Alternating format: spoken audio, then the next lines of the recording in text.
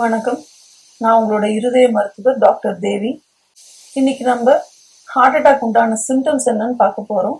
Patient யூஸ்வலா வரும்போது அதிகப்படியான நெஞ்சு வலி இருக்கு, அழுத்துற மாதிரி இருக்கு, நெஞ்சு அடைக்கிற மாதிரி இருக்குன்னு சொல்லிட்டு வருவாங்க.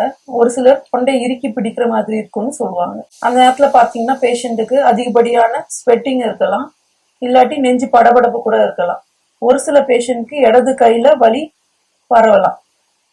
இது தவிர ரொம்ப வயசான பேஷண்ட்டோ இல்ல சுகர் அதிகமா இருக்கவங்களுக்கு இல்லைன்னா லேடிஸ்க்கு பாத்தீங்கன்னா தலை சுற்றல் இருக்கலாம், உடல் சோர்வு, திடீர்னு உடல் சோர்வு ஏற்படலாம், இல்லாட்டி அவங்களுக்கு மயக்கம் வர்ற மாதிரி இருக்கலாம். ஒரு சில பேஷண்ட்க்கு திடீர்னு மூச்சு வாங்குறதும் அதிகமாயிடலாம். இந்த மாதிரி சிம்டம்ஸ் இருந்தாலும் அது ஹார்ட் அட்டாக் உண்டான சிம்டம்ஸா இருக்கலாம். நீங்க என்ன பண்ணணும்னா, அது வெறும் கேஸ்ட்ரைட்டிஸ், வெறும் அல்சர் அப்படின்னு தவறுதலா எண்ணாம பக்கத்துல இருக்க ஒரு மருத்துவமனைக்கு போயிட்டு அங்க இருக்க டாக்டர் கிட்ட உங்களோட கம்ப்ளைண்ட் சொல்லி இசிஜி எடுத்து பாருங்க. இசிஜி எடுத்து பார்த்தா உங்களுக்கு ஹார்ட் அட்டாக் இருந்ததுன்னா அதோட சிம்டம்ஸ் நம்ம ஈஸியா பிக்கப் பண்ண முடியும். தேவைப்படுதுன்னா உங்களுக்கு எக்கோ டெஸ்ட் உடனடியா பண்ணி உங்களோட பம்பிங் எவ்வளவு குறைவா இருக்கா, அதிகமா இருக்கா, நார்மலா இருக்கான்னு பார்த்து சொல்லுவாங்க. அட் த சேம் டைம் ட்ராபோனின்னு சொல்லிட்டு பிளட் டெஸ்ட்டும் உங்களுக்கு பண்ணி பார்ப்பாங்க. யூஸ்வலா ஒரு 12 hours அப்சர்வேஷன்ல நீங்க அட்மிட் ஆகிருக்க வேண்டியது இருக்கும். பிறகு பாத்தீங்கன்னா ஹார்ட் அட்டாக்ன்றத அவங்க கண்டுபிடிச்ச பிறகு 2 விதமான ட்ரீட்மெண்ட் கிடைக்கும். ஒன்னு பாத்தீங்கன்னா ஒரு 6 to 12 hours நீங்க ஹாஸ்பிட்டல் ரீச் ஆயிட்டீங்க அப்படின்னா அந்த ஹார்ட் அட்டாக்னால ஏற்படக்கூடிய அந்த பிளாக்கை கரைக்கிறதுக்கு ஒரு இன்ஜெக்ஷன் கொடுப்பாங்க.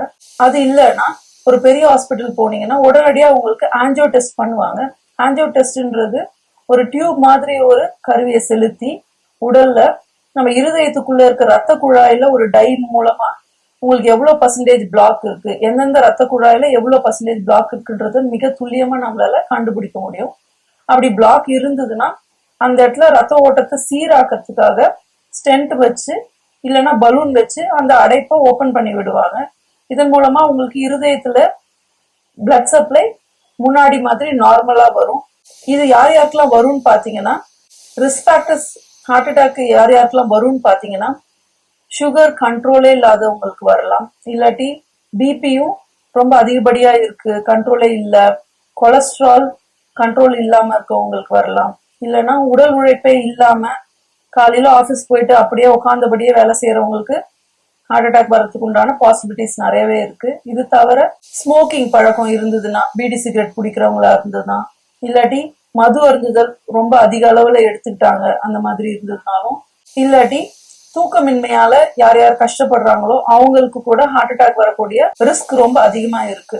திடீர்னு ஏதோ ஒரு மன அழுத்தம் அது உங்களுக்கு சிவியரா பாதித்தினாலும் ஹார்ட் அட்டாக் வரக்கூடிய ரிஸ்க் அதிகமா இருக்குங்க. நீங்க என்ன பண்ணலாம் அப்படின்னு பாத்தீங்கன்னா, நல்ல சீரான உணவு பழக்கங்களை ஃபாலோ பண்ணலாம்.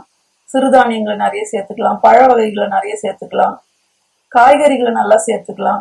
ஹெல்த்தி லைஃப் வாழறதுக்கு கண்டிப்பா உடல் உழைப்பு ரொம்ப ரொம்ப அவசியம். இதெல்லாம் இருந்ததுன்னா நம்ம ஹார்ட் அட்டாக்கை டெஃபினட்டா ப்ரிவென்ட் பண்ணலாம்.